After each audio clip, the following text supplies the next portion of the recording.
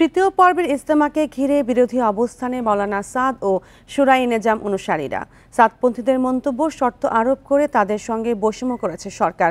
অন্যদিকে তাদের বিরুদ্ধে সরকারি সিদ্ধান্ত অমান্য করার অভিযোগ তুলেছেন জুবায়ের অনুসারীরা। তবে তাবলীগের সাধারণ মুসল্লিরা বলছেন, ইজতেমায় এমন বিভেদ তারা চান না। মাওলানা জুবায়ের অনুসারীদের ইজতেমার ৮ দিন পর হবে মাওলানা সাদ অনুসারীদের পর্ব। তাদের অনুসারীরা টঙ্গীর তুরাগ তীরে আসার প্রস্তুতিও নিচ্ছে। এর মধ্যে জননিরাপত্তা বিভাগ থেকে মঙ্গলবার একটি বিজ্ঞপ্তি দেয়া হয়েছে। আগামী বছর থেকে টঙ্গীতে ইজতেমা করতে পারবে না এমন শর্তে এবছর অনুমতি পাবে সাদ অনুসারীরা, কিন্তু এ শর্ত তারা এখনো মানেনি।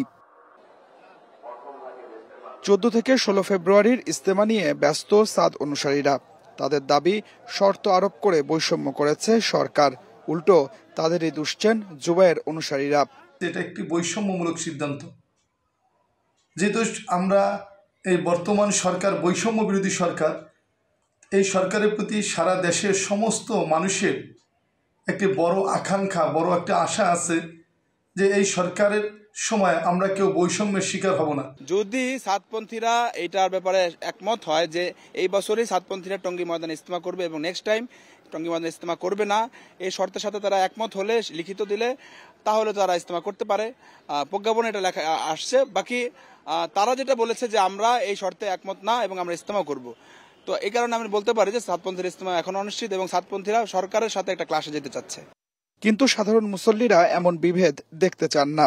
আমরা কোনো বিভক্তি চাই না, আমরা চাই যে সবাই একসাথে একটা শক্তি হিসাবে মিলেমিশে কাজ করি। বিভক্তি হওয়ার কারণে আজকে এই উম্মতের উপর অনেক ক্ষতি হয়েছে।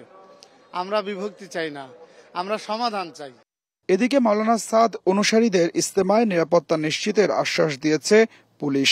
বিগত সময়ের যে কোনো সময়ের তুলনায় ব্যাপকতর ভাবে আমাদের নিরাপত্তা ব্যবস্থা গ্রহণ করেছি এবং সেই আলোকেই আমরা সামনেও আমরা সেরকম নিরাপত্তা ব্যবস্থা গ্রহণ করব।